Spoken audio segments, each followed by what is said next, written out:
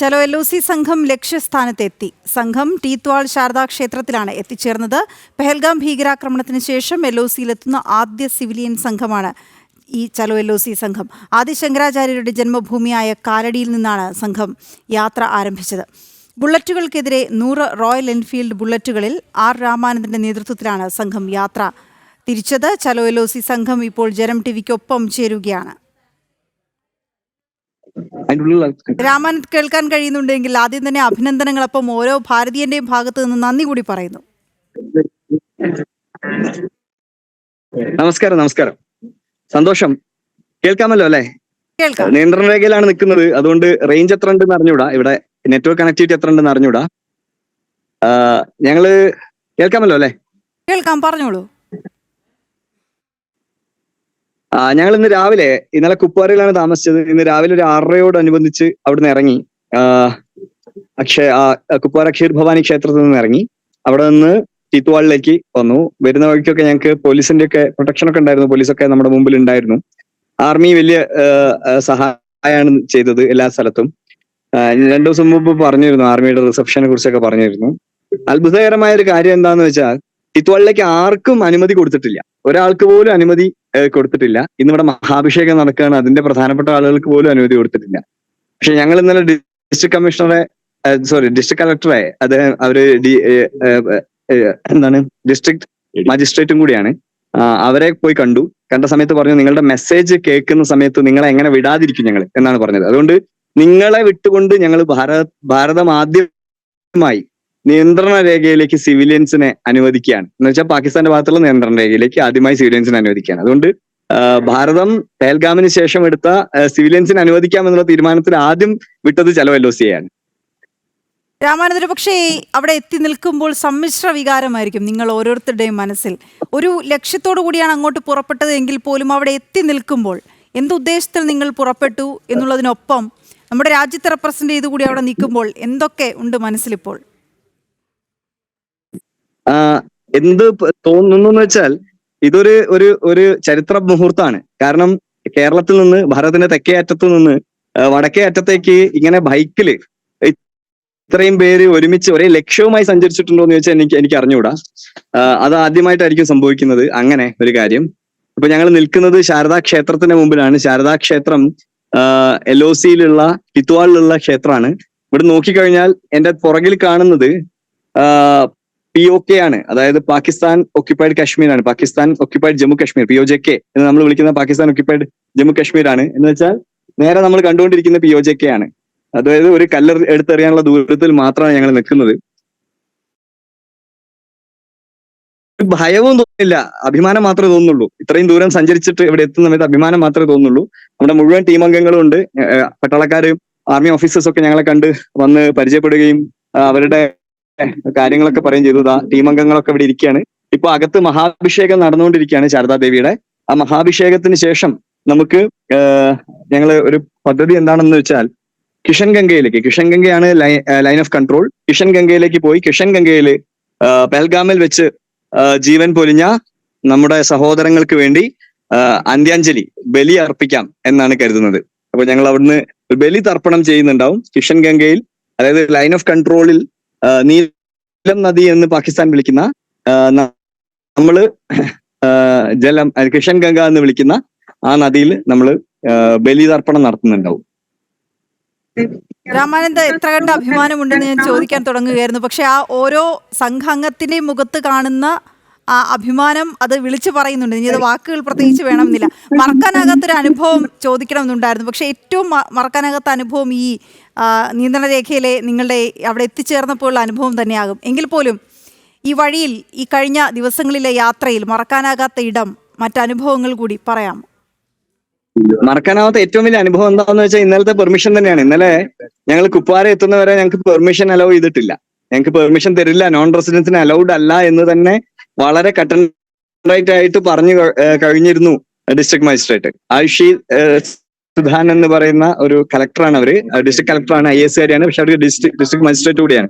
അപ്പൊ അവര് വളരെ കട്ട് ആൻഡ് റൈറ്റ് ആയിട്ട് പറഞ്ഞു കഴിഞ്ഞിരുന്നു നമുക്ക് അനുമതി ഇല്ല എന്നുള്ളത്. പക്ഷെ ഈ സമയത്ത് അവര്, ഞങ്ങൾ ചെന്ന സമയത്ത് നമ്മുടെ കാര്യങ്ങളൊക്കെ എല്ലാം അവർ അറിഞ്ഞിട്ടുണ്ടായിരുന്നു. കാര്യങ്ങളൊക്കെ അറിഞ്ഞ സമയത്ത് നമ്മൾ അനുവദിക്കാമെന്ന് പറയാണ്ടായത്. അത് വലിയ അത്ഭുതമായിട്ട് തോന്നുന്നു. കാരണം ഇത്രയും സെക്യൂരിറ്റി പ്രശ്നങ്ങളൊക്കെ നിൽക്കുന്ന സമയത്ത് നമ്മളെ മാത്രം LOCയിലേക്ക് അനുവദിച്ചു. പോയിക്കോളാൻ പറഞ്ഞു. ഞങ്ങൾക്ക് വേണ്ട പോലീസ് പ്രൊട്ടക്ഷൻ ഒക്കെ ഏർപ്പാടാക്കി. ഞങ്ങളെ വണ്ടിയുടെ മുന്നിലും പിന്നിലായിട്ട് പോലീസിന്റെ അകമ്പടി വാഹനങ്ങൾ ഉണ്ടായി. ആർമി CRPF ഒക്കെ വലിയ ഇതൊക്കെ ചെയ്തു. ഇതൊക്കെ വാസ്തവത്തിൽ പറയുകയാണെങ്കിൽ നമ്മുടെ ഒരു ശ്രമം കൊണ്ടല്ല, ഒരുപക്ഷെ ആ ഉദ്ദേശത്തിന്റെ ശുദ്ധി കൊണ്ട് പരാശക്തി അനുഗ്രഹിച്ചാണെന്നാണ് ഞങ്ങൾ വിശ്വസിക്കുന്നത്. അത് തന്നെയാണ് ഏറ്റവും വലിയ അത്ഭുതം. അത് തന്നെയാണ് ഏറ്റവും വലിയ അനുഭവം. കാരണം ഈ യാത്ര തീരുമാനിച്ച അന്ന് മുതൽ വ്രതമെടുത്ത ആളുകളുണ്ട്. ഇപ്പൊ സുമേഷ് ചേട്ടൻ നമ്മുടെ ട്രഷററാണ്. സുമേഷ് ചേട്ടൻ നമ്മുടെ ട്രഷററാണ്. അദ്ദേഹമൊക്കെ അന്ന് മുതൽ ശാരദാ ക്ഷേത്രം സന്ദർശിക്കാൻ വേണ്ടി വ്രതമെടുത്ത ആളാണ്. അതുപോലെ വ്രതമെടുത്ത് വന്ന ഒരുപാട് പേരുണ്ട്. അങ്ങനെ വ്രതമെടുത്ത് വരിക എന്ന് പറഞ്ഞാൽ തന്നെ അതിൻ്റെ അകത്തുള്ള ഭക്തി എത്രത്തോളം ഉണ്ടെന്ന് അറിയാമോ? സുമേഷ് ചേട്ടൻ ഒന്ന് സംസാരിക്കാമോ? അദ്ദേഹം നമ്മുടെ ട്രഷററാണ്. നമസ്കാരം. ഇതൊരു നിയോഗം പോലെ നമ്മളിലേക്ക് വന്നു ചേർന്നതാണ് ഈ യാത്ര. 12 ദിവസം നമ്മൾ 3600 കിലോമീറ്റർ യാത്ര ചെയ്ത് ശാരദാപീഠത്തിൽ എത്തിയിരിക്കുകയാണ്. വളരെ സന്തോഷം നമ്മൾ പ്രകടമാണ് എല്ലാവരിലും. ഈ സമയത്ത് എന്താണ് നമുക്കത് എങ്ങനെയാണ് മുന്നിൽ പറയേണ്ടതെന്ന് അറിയില്ല. അത്രയും വികാരം നമുക്ക് അനുഭവപ്പെടുന്നുണ്ട്. എന്തായാലും ഇതൊരു നിയോഗം തന്നെയായിട്ടാണ് നമ്മൾ കരുതുന്നത്. ഈ ജീവിതത്തിൽ ഒരിക്കൽ മാത്രം സംഭവിക്കാവുന്ന വലിയൊരു മഹത്തായ കാര്യമായിട്ട് ഇതിനെ കാണാനാണ് ഞങ്ങൾ ആഗ്രഹിക്കുന്നത്. തീർച്ചയായും ഏറ്റവും മഹത്തായ കാര്യം തന്നെയാണ്. ഏതായാലും നിങ്ങൾ മുന്നോട്ട് വെച്ചൊരു ആശയമുണ്ടല്ലോ, യാത്ര തുടങ്ങുമ്പോൾ എന്താശയത്തിന്മേലാണോ നിങ്ങൾ യാത്ര തുടങ്ങിയത്, പക്ഷെ ആ യാത്രയുടെ പ്രത്യേകത ബുള്ളറ്റുകളിന്മേലാണ് ഇത്രയും കിലോമീറ്ററുകൾ നിങ്ങൾ മുന്നേറി. അതൊരു തടസ്സവുമില്ലാതെ, ദൈവം സഹായിച്ച ഒരു തടസ്സവുമില്ലാതെ നിങ്ങൾക്ക് അവിടെ എത്തിച്ചേരാൻ കഴിഞ്ഞു എന്ന് പറയുന്നത് വലിയ ഒരു കാര്യമാണ്. ഈ നിശ്ചയദാർഢ്യം ഇത് ലോകത്തോട് പറയുന്ന ഒരു സന്ദേശം കൂടിയുണ്ടല്ലോ രാമാനന്ദ്. അതെ, നിശ്ചയദാർഢ്യം തീർച്ചയായിട്ടും നമ്മൾ മുന്നിൽ വെക്കാതിരുന്നാൽ തീർച്ചയായിട്ടും ആ നിശ്ചയദാർഢ്യം സംഭവിക്കുന്നുള്ളതാണ്. ഇതിൽ വന്നിരിക്കുന്ന ഓരോരുത്തരും സ്വന്തം കയ്യിൽ നിന്ന് കാശ് ചെലവാക്കിയിട്ടാണ് വന്നിട്ടുള്ളത്. ഇത്രയും കണ്ടീഷൻസ്, അതായത് വെതർ എന്നൊക്കെ പറഞ്ഞാൽ 50 ഡിഗ്രിയോളാണ് ഡൽഹിയിലെ ചൂട്. ആ സമയത്ത് ഈ കറുത്ത ജാക്കറ്റ് ഇട്ടിട്ട് നട്ടുച്ചയ്ക്കൊക്കെ റൈഡ് ചെയ്യുന്ന ആളുകളുടെ ഒരു അവസ്ഥ എന്താണെന്ന് ആലോചിച്ച് നോക്കിയാൽ, രണ്ടുപേരും ഹോസ്പിറ്റലൈസ്ഡ് ആയി. വീണ്ടും ഒന്നാൽ ഒരാളെ പോലും എവിടെയും ഞങ്ങൾ വരുന്നില്ല എന്ന് പറഞ്ഞ് മാറ്റി നിർത്തേണ്ട സ്ഥിതി ഉണ്ടായില്ല. ഇന്ന് രാവിലെ പോലും വയ്യാത്ത ആളുകൾ ഉണ്ടായിരുന്നു. എല്ലാവർക്കും ഇവിടേക്ക് വരാൻ പറ്റി. ഇതൊക്കെ ഒരു വലിയ ഒരു ദൈവാനുഗ്രഹമാണെന്നാണ് ഞാൻ വിശ്വസിക്കുന്നത്. ഭാരതമാതാവ് വാസ്തവത്തിൽ ഒരുപക്ഷെ ഒരു മനുഷ്യന്, ഭാരതത്തിൽ ജീവിക്കുന്ന ഒരു മനുഷ്യന് ഒരു തവണയെങ്കിലും ആ അമ്മയ്ക്ക് വേണ്ടി എന്തെങ്കിലും അർപ്പിക്കാൻ ഒരു അവസരം തരും. ആ അവസരം നമ്മൾ തിരിച്ചറിഞ്ഞ് അത് ഉപയോഗിക്കുക എന്നുള്ള വലിയ കാര്യമാണ്. അപ്പൊ ഞങ്ങളെ കൂടെ യാത്ര ചെയ്തവരുണ്ട്, ഞങ്ങൾക്ക് വേണ്ടി പ്രാർത്ഥിച്ചവരുണ്ട്, കൂടെ നിന്നവരുണ്ട്, പുറത്തുനിന്ന് എല്ലാവരും സപ്പോർട്ട് ചെയ്തവരുണ്ട്. എല്ലാവരോടും പറയാനുള്ളത്, അമ്മ വീരനാവാൻ തന്ന ഒരു അവസരം നമുക്ക് ഉപയോഗിക്കാൻ പറ്റി. അതിന് അമ്മയോട് വീണ്ടും വീണ്ടും വീണ്ടും വീണ്ടും നമ്മൾ ഹൃദയം കൊണ്ട് എന്താ പറയാ, പ്രാർത്ഥനാപൂർവം ശിരസ് കുനിക്കുന്നു എന്ന് മാത്രമേ പറയാനുള്ളൂ. നമ്മളിപ്പോ നിൽക്കുന്നത് ടിത്വാൾ എന്ന് പറയുന്ന സ്ഥലത്താണ്. ടിത്വാളിലെ ശാരദാ പീഠമാണിത്. ശാരദാ യാത്രാക്ഷേത്രം എന്ന് പറയും. അവിടെ ആണ് നിൽക്കുന്നത്. അത് രവീന്ദ്ര പണ്ഡിതാജി എന്ന് പറയുന്ന ഒരു കശ്മീരി പണ്ഡിറ്റ്, അദ്ദേഹമൊക്കെയാണ് ഇതിന്റെ മുൻകൈ എടുത്ത് ചെയ്തിട്ടുള്ളത്. അദ്ദേഹത്തിന്റെ ട്വീറ്റുകളൊക്കെ പ്രധാനമന്ത്രി വരെ ശ്രദ്ധിക്കുന്ന ട്വീറ്റുകളാണ്. അദ്ദേഹം നമ്മുടെ കൂടെ ഉണ്ട്. അദ്ദേഹത്തെ ഒന്ന് പരിചയപ്പെടുത്താം. ഇത്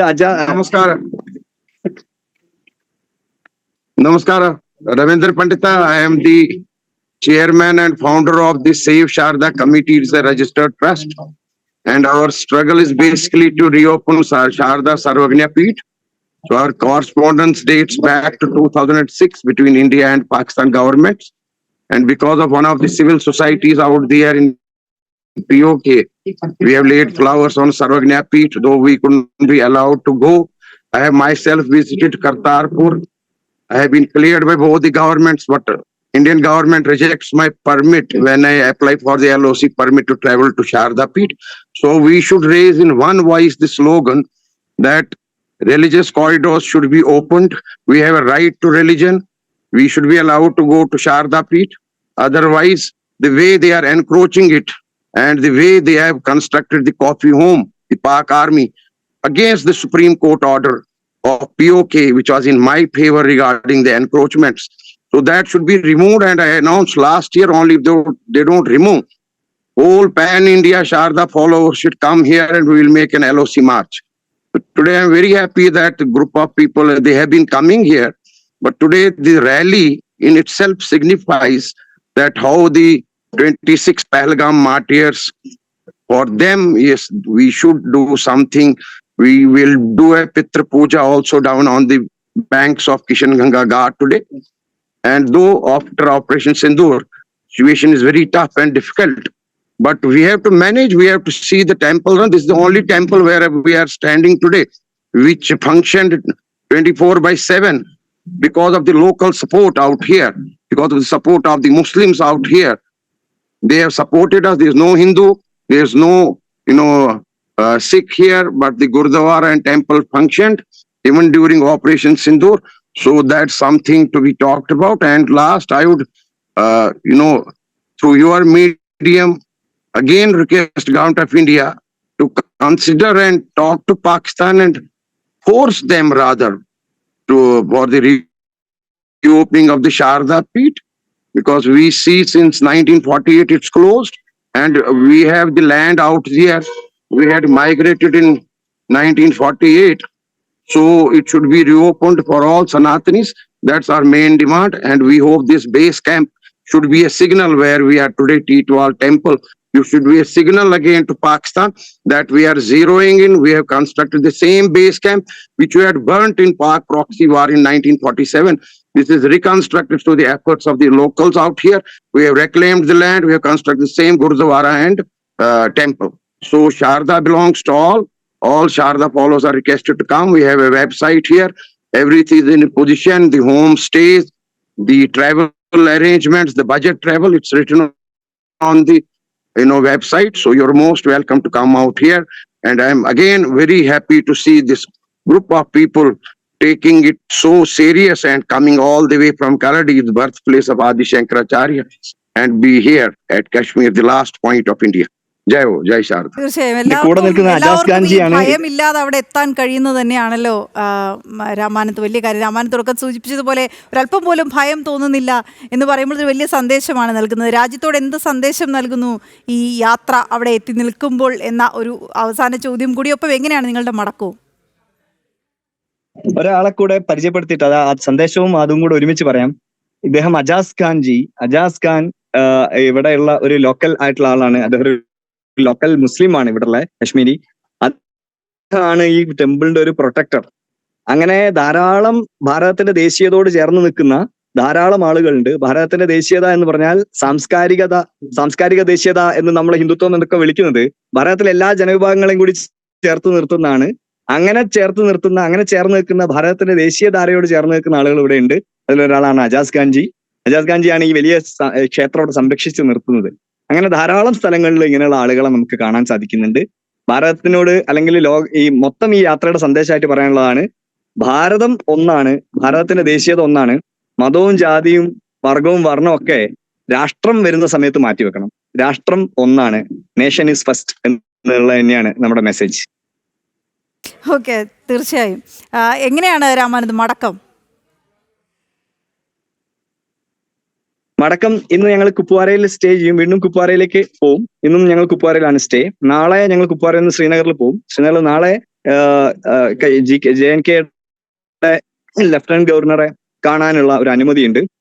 അദ്ദേഹത്തോട് സംസാരിക്കുന്നുണ്ടാവും, അദ്ദേഹത്തെ കാണുന്നുണ്ടാവും. അതിനുശേഷം ഞങ്ങൾ ജമ്മുവിലേക്ക് പോകും. ജമ്മുവിൽ നിന്ന് ഞങ്ങളുടെ ബൈക്കുകൾ ഞങ്ങൾ നാട്ടിലേക്ക് പാക്ക് ചെയ്യും. അതിനുശേഷം ഡൽഹിക്ക് വരും. ഡൽഹിയിൽ ഇതുപോലെ കുറച്ച് ഹൈ ലെവൽ മീറ്റിംഗ്സ് ഒക്കെ ഓർഗനൈസ് ചെയ്യുന്നുണ്ട്. അവരൊക്കെ കണ്ടതിന് ശേഷം നാട്ടിലേക്ക് തിരിച്ചു വരും. യെസ്, വളരെ നന്ദി രാമാനന്ദ്. അത് ഇപ്പോൾ ജനപ്രിയയോടൊപ്പം ചേർന്നതിന് മാത്രമല്ല, ഇങ്ങനൊരു യാത്ര നയിച്ചതിനും അഭിനന്ദനങ്ങൾ ടീമംഗങ്ങളെയും അറിയിക്കുക. ജനപ്രിയയുടെ ഭാഗത്തുനിന്നൊപ്പം ഞങ്ങളുടെ കമൻറ്റ് ബോക്സിൽ പ്രേക്ഷകർ വന്ന് നിങ്ങൾക്ക് അഭിനന്ദനങ്ങൾ പറയുന്നതിനൊപ്പം ഭാരത് മാതാ കി ജയ്. എല്ലാവരുടെ ഉള്ളിലും ആ ഒരു ദേശസ്നേഹം വളർത്താൻ നിങ്ങളുടെ യാത്രയ്ക്ക് സാധിച്ചു എന്നതിൽ വലിയ അഭിമാനം, സന്തോഷം. Thank you.